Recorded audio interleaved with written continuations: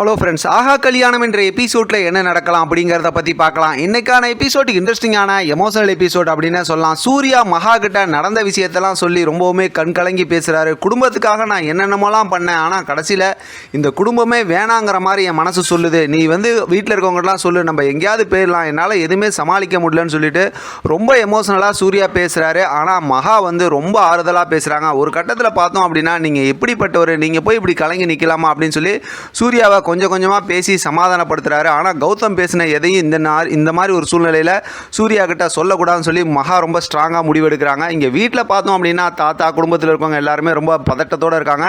இப்போ வரைக்கும் சூர்யா கிட்டேருந்து எந்த ஃபோனும் வரல. விடுதலை ஆகிட்டாங்கன்னு சொன்னால் ஏன் வீட்டுக்கு வரல, ஃபோனும் ரீச் ஆக மாட்டேங்குதுன்னு சொல்கிறாங்க. இந்த ஒரு சந்தர்ப்பத்தில் சித்ரா பயன்படுத்திக்கிட்டு அவங்கள வெறுப்பேற்றுற மாதிரி அது ராங் இன்ஃபர்மேஷனாக இருக்கும் அப்படிங்கிற மாதிரி சொல்லி வெறுப்பேற்றிட்டு இருக்காங்க. மறுபடியும் சூர்யா மகாவை காட்டுறாங்க. ரெண்டு பேரும் செம்ம க்யூட்டாக பேசுகிறாங்க.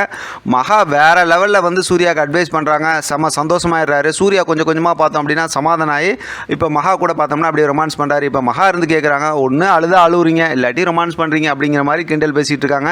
வீட்டில் பார்த்தா எல்லாரும் ரொம்ப எதிர்பார்த்துட்டு இருக்காங்க. அப்போ பார்த்தோம்னா சூர்யா மகா வராங்க. எல்லாரும் சமாதானம் ஆகி சந்தோஷப்படுறாங்க. தாத்தா ரொம்பவுமே ஃபீல் பண்ணி அழுகுறாரு. இப்போ சூர்யா சொல்கிறாரு, இந்த பிரச்சனைக்கெல்லாம் காரணம் யாருங்கிறவங்கள கண்டுபிடிச்சி உங்களுக்கு முன்னாடி நான் நிறுத்துறேன் தாத்தா அப்படிங்கிற மாதிரி சொல்லிடுறாங்க. இப்போ எல்லாம் சமாதானம் ஆகுறாங்க.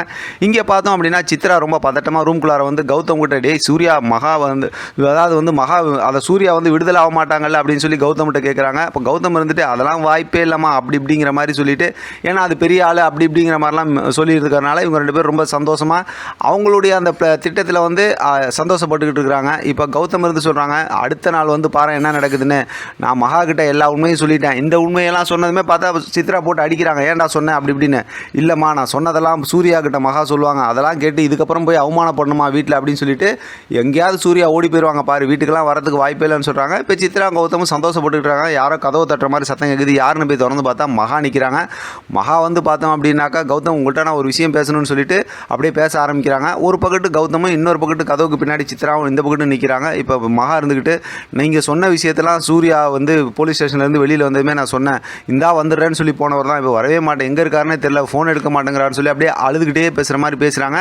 உடனே கஞ்சி அடையில் கௌதம் இருந்துட்டு, பார்த்தியா நான் சொன்னதெல்லாம் நடக்குதுன்னு சித்ரா கிட்ட சொல்கிறாங்க. சித்ராவும் அந்த பக்கத்து அப்படியே சந்தோஷப்பட்டு இருக்காங்க.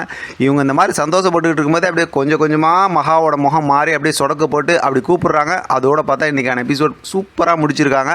பார்க்கலாம் அடுத்து என்ன நடக்குதுன்னு. இதை பற்றி உங்களோட கருத்து கமெண்ட் பாக்ஸில் தெரியப்படுத்துங்க. தொடர்ந்து ஆதரவு கொடுங்க. தேங்க்யூ ஃப்ரெண்ட், தேங்க்ஸ் ஃபார் வாட்சிங்.